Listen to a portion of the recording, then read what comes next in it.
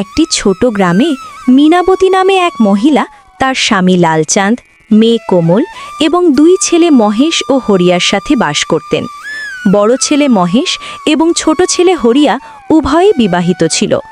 বড় বউয়ের নাম ছিল শান্তি আর ছোট বউয়ের নাম ধনিয়া। 2 পুত্রবধূই স্বভাবে বেশ চতুর এবং মুখরা ছিল। কোমল ছিল সেই বাড়ির একমাত্র আদরের মেয়ে, তাই তার বাবা মা এবং 2 ভাই তাকে অসম্ভব ভালোবাসতেন।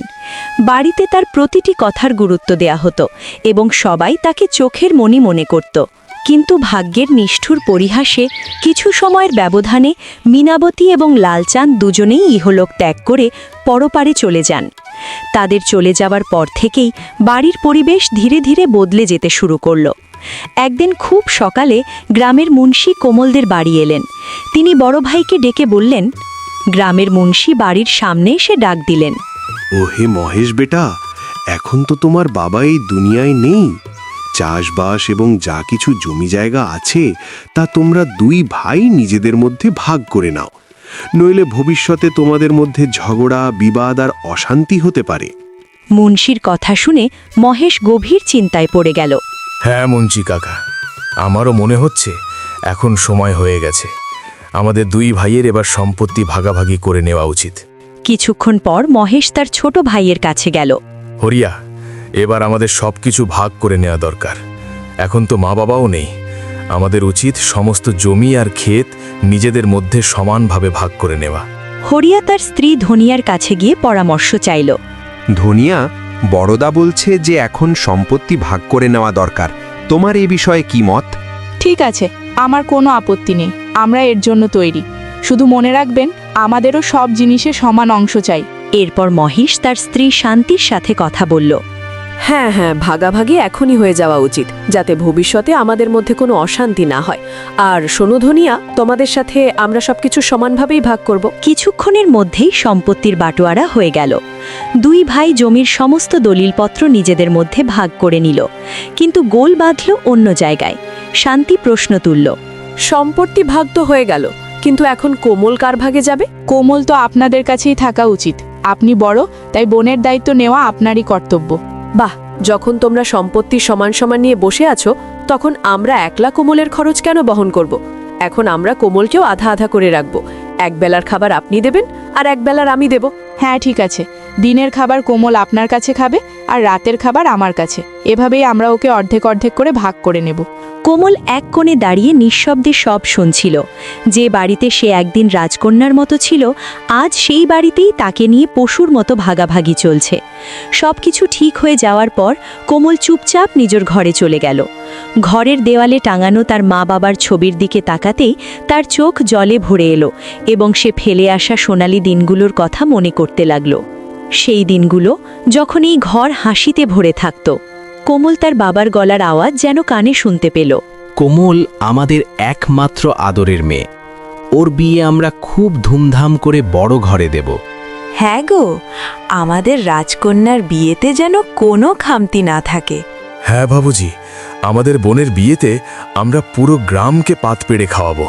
আর ঢোল নগারা বাজিয়ে এমন বিয়ে দেব যে পুরো গ্রাম সারা জীবন মনে রাখবে। আমরা আমাদের বোনকে সব সুখ দেব, কোনো অভাব রাখতে দেব না। স্মৃতি থেকে বাস্তবে ফিরতেই কোমলের চোখ দিয়ে টপ টপ করে জল গড়িয়ে পড়ল। সে বিড়বিড় করে বলতে লাগল, মা, বাবা, তোমাদের যাওয়ার পর এটা কি হয়ে গেল? যে দাদারা আগে আমার বিয়েতে পুরো গ্রামকে খাওয়ানোর কথা বলতো, আজ তারাই আমার খাওয়ার সময় ভাগ করে নিচ্ছে। কেউ বলছে সকালে এখানে খাবার মিলবে, তো কেউ বলছে রাতে ওখানে।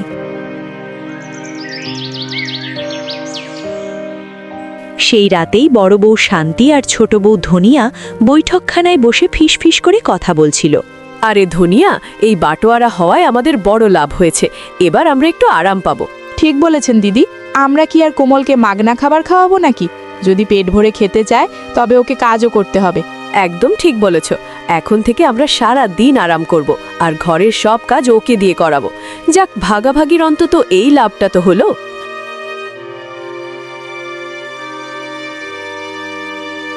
পরের দিন সকালেই শান্তির কর্কশ গলায় কোমলের ঘুম ভাঙল।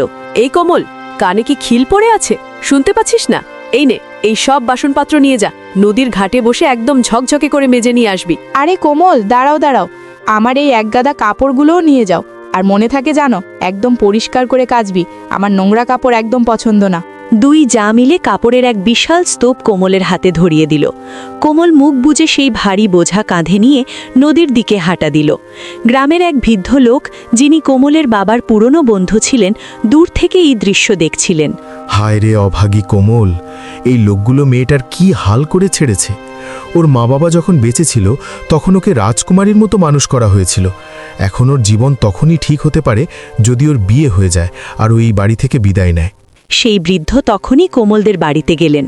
সেই সময় মহেশ, হরিয়া, শান্তি আর ধনিয়া সবাই উঠানে বসে গল্প করছিল। ওহে মহেশ, হরিয়া, শোনো, কোমলের তো এখন বিয়ের বয়স হয়েছে, ওকে এভাবে বেশি দিন বাড়িতে রাখা ঠিক হবে না। তোমাদের বাবা আমার প্রাণের বন্ধু ছিলেন, সেই খাতিরেই বলছি, তোমরা কোনো ভালো ঘর দেখে ওর বিয়ে দিয়ে দাও। মুন্সির বিয়ের কথা শুনে মহেশ আর হরিয়া নিজেদের মধ্যে আলোচনা শুরু করল, কিন্তু সেখানেও ভালোবাসার চেয়ে স্বার্থই বড় হয়ে দাঁড়ালো। হ্যাঁ, আপনি ঠিকই বলছেন, এখন কোমলের বিয়ে দিয়ে দেওয়া উচিত। আর কতদিন ওকে এভাবে বাড়িতে বসিয়ে রাখবো? হ্যাঁ বড়দা, এটাই ঠিক হবে। বাবাও তো চেয়েছিলেন কোমলের বিয়ে কোনো বড় ঘরে ধুমধাম করে দিতে। যদি বিয়ে বড় ঘরে দিতে হয় তবে খরচও তো বড়ই হবে, বেশ ভালো টাকা ঢালতে হবে। তুমি বলো, তুমি কি খরচের অর্ধেক দিতে রাজি আছো? আরে অর্ধেক কেন, আপনি বড়, তাই খরচের বেশিটা আপনিই দেবেন। আপনি আমাদের বড় ভাসুর, আপনার দায়িত্বই তো বেশি। কেন? সম্পত্তি যখন সমান ভাগে নিয়েছো তখন বিয়ের খরচও সমান হতে হবে। আমি একলা সব খরচ বইতে পারবো না। ধুমধাম করে বিয়ে দিতে হলে দুজনেই সমান দেবে। সেই বৃদ্ধ লোকটি বুঝে গেলেন যে কোমলের বিয়েও এখন টাকার তর্কে আটকে গেছে। তিনি নিঃশব্দে সেখান থেকে চলে গেলেন।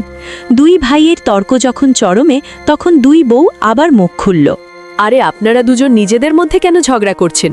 দেখুন, যদি কোনো বড়লোক ঘরে বিয়ে দেন তবে সেই অনুযায়ী খরচও লাগবে, সোনা দানা জামা কাপড় সব দিতে হবে। আর যদি কোনো গরিবের সাথে বিয়ে দেন তবে খরচ একদম কমে যাবে। তাই যান, নিজের বোনের জন্য কোনো গরিব ছেলে খুঁজে বের করুন। আমার মাথায় একটা বুদ্ধি আছে। রাস্তায় বের হওয়ার পর প্রথম যে গরিব ছেলেটাকে দেখবেন তার সাথেই কোমলের বিয়ে পাকা করে চলে আসবেন। হ্যাঁ, দিদি একদম ঠিক বলছে। নিজেদের মধ্যে টাকার ঝগড়া করে লাভ নেই। যান, বোনের বিয়ে কোনো গরিবের সাথেই ঠিক করে আসুন। দুই ভাই একে অপরের দিকে তাকালো। বেশি কিছু না ভেবেই তারা বাড়ি থেকে বেরিয়ে পড়ল। কিছু দূর যাওয়ার পর তারা এক বৃদ্ধা মহিলাকে দেখতে পেল। তিনি একটি ওষুধের দোকানের সামনে দাঁড়িয়ে অন্য একজনের সাথে কথা বলছিলেন। মহেশ আর হরিয়া দাঁড়িয়ে তাদের কথা শুনতে লাগল। দিদি, আপনার ছেলের শরীর এখন কেমন? ও কি এখন হাঁটতে পারে? না বোন, আজ 2 বছর হয়ে গেল। ছেলের সাথে সেই দুর্ঘটনার পর ও একদমই চলাফেরা করতে পারে না। ওর বিয়ের বয়সও পেরিয়ে যাচ্ছে, এখন সংসার চালানোই কঠিন হয়ে পড়েছে। মহেশ হরিয়ার কানে কানে ফিসফিস করে বলল, হরিয়া, ওই দেখো, ওই ছেলেটা না পারে হাঁটতে, না পারে কাজ করতে। ওর সাথেই কি কোমলের বিয়ের কথা বলবো? হ্যাঁ বড়দা, ওর সাথে কোমলের বিয়ে দিলে খরচ একদম নামমাত্র হবে। আমাদের বেশি টাকা দিতে হবে না। আমাদেরও তো নিজেদের ভবিষ্যতের জন্য সঞ্চয় করতে হবে। দুই ভাই সেই বৃদ্ধার কাছে এগিয়ে গেল। মাজি, আপনার ছেলের কি বিয়ে হয়েছে? আপনারা কোথায় থাকেন? না বাবা, এখনো ওর বিয়ে হয়নি। আমরা এই গ্রামেই মন্দিরের পেছনের গলিতে থাকি। মাজি, আমাদের আপনার বাড়িতে নিয়ে চলুন। আমরা আপনার ছেলের সাহায্য করতে চাই। সাহায্য শব্দটা শুনেই বৃদ্ধা তক্ষুনি রাজি হয়ে গেলেন এবং মহেশ আর হরিয়াকে নিজের বাড়িতে নিয়ে গেলেন। ঘরের ভেতর একটি অসুস্থ ছেলে খাটিয়ার ওপর বসেছিল। তোমার নাম কি? আমার নাম সুধীর। তুমি আমাদের বোনকে বিয়ে করো। আমার বোন দেখতে খুব সুন্দর, শান্ত আর খুব গুণবতী।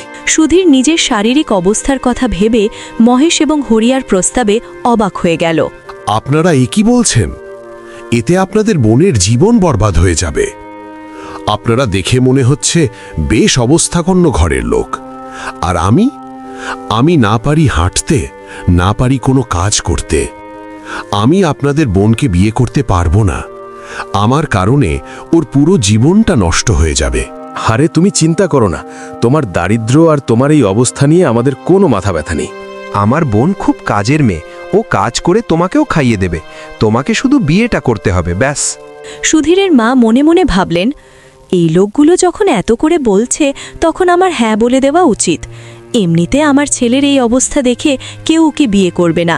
এই মেয়ের সাথে বিয়ে হলে অন্তত আমার ছেলের জীবনটা শুধরে যাবে। আপনারা যখন এত করে বলছেন তখন আমাদের কোনো আপত্তি নেই। আমি আমার ছেলের সাথে আপনাদের বোনের বিয়ে দিতে রাজি। দুই ভাই সেখানেই বিয়ে পাকা করে ফেলল এবং মনে মনে খুব খুশি হয়ে বাড়ি ফিরল। এই সিদ্ধান্তের ফলে কোমলের জীবনের ওপর কী ভয়াবহ প্রভাব পড়বে তা একবারও তাদের মাথায় এলো না। বাড়ি ফিরে তারা তাদের স্ত্রীদের সব জানালো। ছেলে পাওয়া গেছে, এখন তাড়াতাড়ি কোমলের বিয়ে দিয়ে ওকে বিদায় করব। তবে একটা কথা আছে, কোমলকে কিন্তু জানানো যাবে না যে ছেলেটা হাঁটতে পারে না। ও যেন একদমই টের না পায় যে ওর বিয়ে এমন একজনের সাথে হচ্ছে যে পঙ্গু। কি? ও কি হাঁটতে পারে না? আপনারা দুজন কার সাথে সম্বন্ধ ঠিক করে এলেন? আরে এ কি করে ফেললেন আপনারা? তবে একটা কথা ঠিক, এখন আমাদের পকেট থেকে আর বাড়তি টাকা খরচ হবে না। যা হওয়ার হয়ে গেছে, এখন আর কোমলকে কিছু বলে লাভ নেই। হ্যাঁ, আমরা 2 দিনের মধ্যে ওর বিয়ে দিয়ে দেব, আর তারপর শান্তিতে জীবন কাটাবো। এই বলে দুই ভাই সেখান থেকে চলে গেল। তারা যেতেই দুই যা নিজেদের মধ্যে ফিসফিস শুরু করলো। আমরা তো বলেছিলাম কোনো গরিবের সাথে বিয়ে দিতে, কিন্তু এরা তো নিজের বোনের জন্য এমন এক পাত্র ঠিক করলো যে চলতেই পারে না। এখন এতে আমাদের কি দোষ? যা করার ওর ভাইয়েরাই করেছে। তবে ভালোই হয়েছে, ওর টাকাগুলো তো বাঁচলো।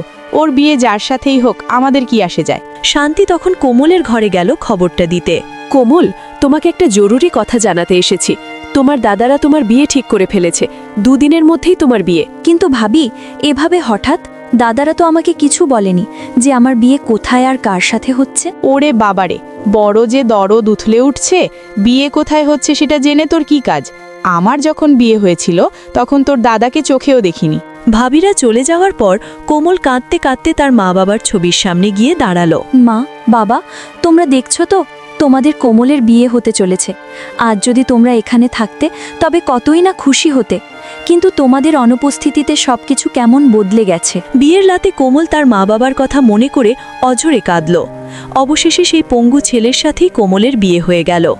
কোমল বিন্দুমাত্র টের পায়নি যে তার স্বামী চলাফেরা করতে পারে না। বিয়ের পর কোমল তার শ্বশুরবাড়িতে পৌঁছল। সেখানে গিয়ে স্বামীর ওপর নজর পড়তেই তার সামনে নিষ্ঠুর সত্যটা উন্মোচিত হল। কোমল শ্বশুরবাড়িতে পা রাখতেই শাশুড়িমা তাকে বরণ করে নিলেন। মা, তোমাকে স্বাগতম। আজ থেকে এই ঘর তোমারই। আমার ছেলের সাথে বিয়ে করে তুমি আমাদের ওপর অনেক বড় উপকার করেছো মা। আজ থেকে তুমি আমাদের ঘরের লক্ষ্মী। ভাবি, আপনি খুব ভালো মানুষ। জানেন, আমরা কত কষ্টে দাদাকে বিয়ের মণ্ডপ পর্যন্ত নিয়ে গিয়েছিলাম। কোমল কোনো কথা না বলে চুপচাপ নিজের ঘরে চলে গেল এবং কান্নায় ভেঙে পড়ল। হে ভগবান, আমার সাথে এটা কি হয়ে গেল? আমার ভাইয়েরা আমার বিয়ে এমন একজনের সাথে দিল যে হাঁটতে পারে না, কোনো কাজও করতে পারে না। এমনকি কেউ আমাকে একবার জানালোও না যে কার সাথে আমার বিয়ে হচ্ছে। কাঁদতে কাঁদতে কোমল তার বাপের বাড়ি থেকে আনা উপহারের পোটলাগুলো খুলতে শুরু করল। প্রথমে সে মিষ্টির প্যাকেট খুলল। সেখানে দেখল বাঁশি, পচা আর ভেঙে চুরমার হয়ে যাওয়া কিছু মিষ্টির টুকরো।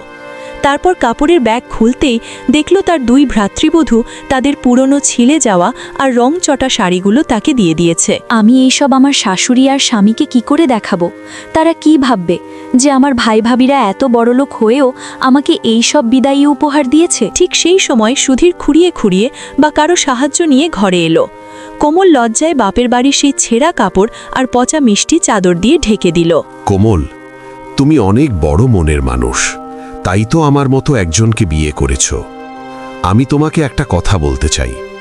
2 বছর আগে মাঠে কাজ করার সময় কুড়ুল লেগে আমার পা জখম হয়।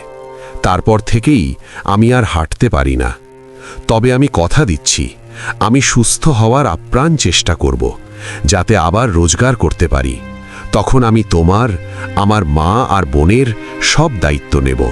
সুধীরের এই অসহায় কিন্তু আন্তরিক কথাগুলো শুনে কোমলের মন গলে গেল। সে নিজের দুঃখ ভুলে সুধীরকে সান্ত্বনা দিল। সুধীরবাবু, আমার পূর্ণ বিশ্বাস আছে যে আপনি খুব শীঘ্রই সুস্থ হয়ে উঠবেন। আপনি একদম চিন্তা করবেন না। কিছুক্ষণ পর কোমলের শাশুড়িমা ঘরে এসে ডাকলেন।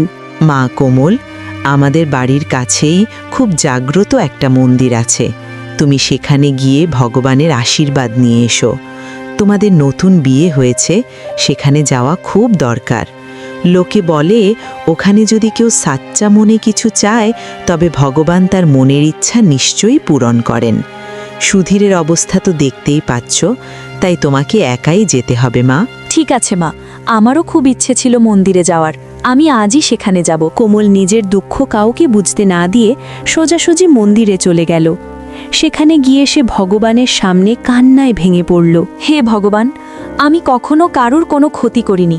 আমাকে কিছু না জানিয়ে আমার ভাইয়েরা এমন একজনের সাথে বিয়ে দিল যে হাঁকতে পারে না, তবুও আমি তাকেই আমার ভাগ্য মেনে নিয়েছি, কারণ তার কথা শুনে বুঝেছি সে মানুষ হিসাবে খুব সৎ। কিন্তু আমার ভাই ভাবিরা বাসি মিষ্টি আর ছেঁড়া কাপড় দিয়ে আমাকে পাঠিয়েছে।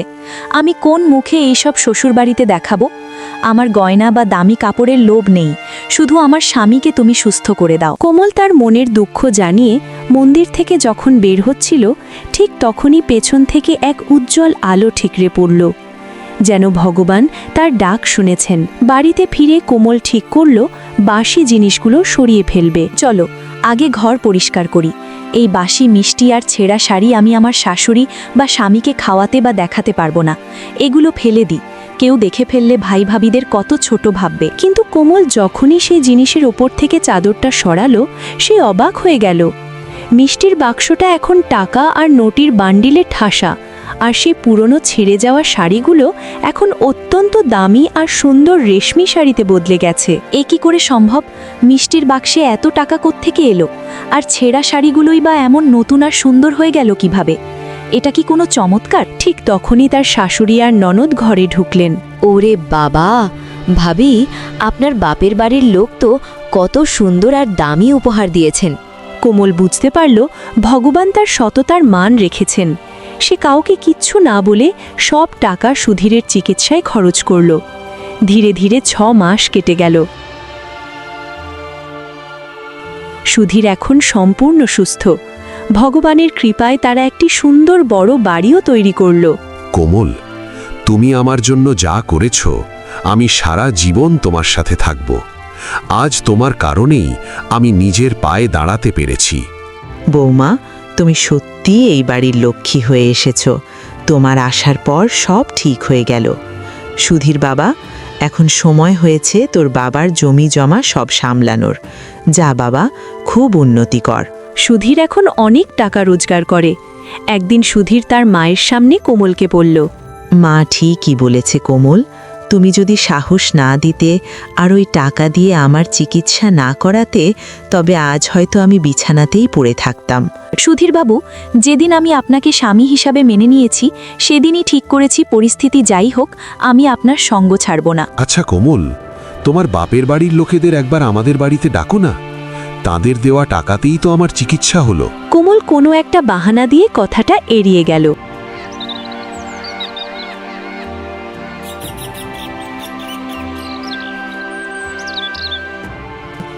এদিকে কয়েক মাস পর কোমলের বাপের বাড়িতে 2 ভাই আর 2 বাভি বিমর্ষ মুখে বসে কথা বলছিল। জানি সরিয়া, এত টাকা হওয়ার পরও মনে কোনো শান্তি নেই। কোমলের বিয়ের কয়েক মাস হয়ে গেল, একবারও ওর খোঁজ নিলাম না। ঠিক বলেছ বড়দা, মাঝে মাঝে মনে খুব অপরাধ বোধ হয়। বেচারা মেয়েটা কেমন আছে কে জানে। আমরা তো ওকে এমন এক পঙ্গু ছেলের হাতে দিয়েছিলাম যে হাঁটতেও পারত না। আমার তো এখন ভয় লাগছে, আমাদের কর্মফল যেন আমাদের উপর ভারী হয়ে না পড়ে। সত্যি আমরা ওর সাথে খুব অন্যায় করেছি। ঠিক বলেছেন দিদি, আমারও ভেতরে ভেতরে খুব কষ্ট হচ্ছে। চলুন না একবার ওকে দেখে আসি। ও তো আমাদের একমাত্র ননদ, আপনাদেরও একমাত্র বোন। কোনো কষ্টে আছে কিনা অন্তত সেটা তো জানা যাবে। সবাই মিলে ঠিক করল কোমলের শ্বশুরবাড়িতে গিয়ে তাকে দেখে আসবে। কিন্তু শ্বশুরবাড়িতে পৌঁছে যেখানে আগে ভাঙা কুড়ে ভর ছিল, সেখানে এক বিশাল অট্টালিকা দেখে তাদের চোখ ছানা বড়া হয়ে গেল। আরে, এখানে তো আগে একটা ছোট ঝুপড়ি ছিল, এই বিশাল বাড়িটাকার? কোমলের শ্বশুরবাড়ি তো এখানেই হওয়ার কথা। ভাই সাহেব, এখানে কয়েক মাস আগে আমাদের বোন কোমলের বিয়ে হয়েছিল। ওদের বাড়িটা কোথায়? আরে ভাই সাহেব, আপনারা জানেন না বুঝি? এটাই তো আপনাদের বোনের বাড়ি। কোমল আসার পর সব বদলে গেছে। সেই ছেলে সুধীর যে চলতে পারতো না, আজ সে একদম সুস্থ। ও এখন প্রচুর টাকা রোজগার করছে। এই সব কিছু আপনার বোনেরই। এ কথা শুনে 2 ভাই আর 2 বাভির মুখ লজ্জায় আর বিস্ময়ে ফ্যাকাশে হয়ে গেল। তারা দ্রুত বাড়ির ভেতরে গেল। ভেতরে ঢুকতেই কোমল তাদের দেখে কান্নায় ভেঙে পড়ল। বড়দা, ছোটদা, আপনারা এখানে? এতদিন পর আপনাদের নিজের বোনের কথা মনে পড়ল? আমি তো ভেবেছিলাম আপনারা ভুলেই গেছেন যে আপনাদের এক আপন বোন আছে। যাই হোক, আপনাদের প্রণাম। ভেতরে আসুন, আপনাদের স্বাগত। প্রণাম দাদাবাবু, আপনারা এসেছেন দেখে খুব খুশি হলাম। আমি কোমলকে বারবার বলছিলাম আপনাদের বাড়িতে ডাকার জন্য। বাভিরা ঘরের ভেতরে বসেই চারপাশটা হাঁ করে দেখছিল। কোমল তাদের সামনে অনেক রকমের ভালো ভালো খাবার সাজিয়ে দিল। এসব কি করে হলো? এত কম মাসে এত বড় পরিবর্তন? আর সুধীর তো একদম সুস্থ হয়ে দাঁড়িয়ে আছে। আপনাদের তো ছোট ঝুপড়ি ছিল, হঠাৎ এমন সুন্দর বাড়ি হলো কিভাবে? এসব তো আপনাদেরই কৃপা। আপনারা যদি সাহায্য না করতেন তবে আজ হয়তো আমি বিছানাতেই পড়ে থাকতাম। আমাদের কৃপা মানে আপনি কি বলছেন? আমরা কিছুই বুঝতে পারছি না। হ্যাঁ বাবা, এসবই আপনাদের দান। আপনারা কোমলকে দিয়ে যে টাকা পাঠিয়েছিলেন তা দিয়েই আমার ছেলের চিকিৎসা হয়েছে। ডাক্তার, ওষুধ সব ওই টাকাতেই হয়েছে। তারপর ছেলে সুস্থ হয়ে পরিশ্রম করল, আর আজ এই বাড়ি হলো। এ কথা শুনে ভাই বাভিদের পায়ের তলা থেকে মাটি সরে গেল। তারা মনে মনে বলতে লাগলো, এ কি বলছেন উনি? আমরা তো একটা টাকাও দিইনি। আমরা তো শুধু বাসি মিষ্টি আর ছেঁড়া পুরনো কাপড় দিয়েছিলাম। সবাই সবার দিকে তাকাতে লাগলো। তাদের মুখে লজ্জা আর ভয় স্পষ্ট ফুটে উঠল। কোমল সব জানত, কিন্তু সে চুপ করেছিল। বড় ভাই মহেশ আর নিজেকে ধরে রাখতে পারল না। না না, আমি আর মিথ্যে বলতে পারবো না। সত্যি এটাই যে এসব আমরা করিনি। আমরা আমাদের বোনকে 1 টাকাও দিইনি।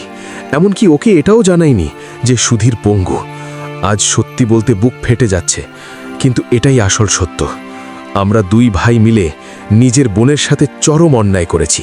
যে বোনকে বাবা মা রাজকুমারীর মতো মানুষ করেছিলেন, আমরা তাকে বোঝা মনে করেছিলাম।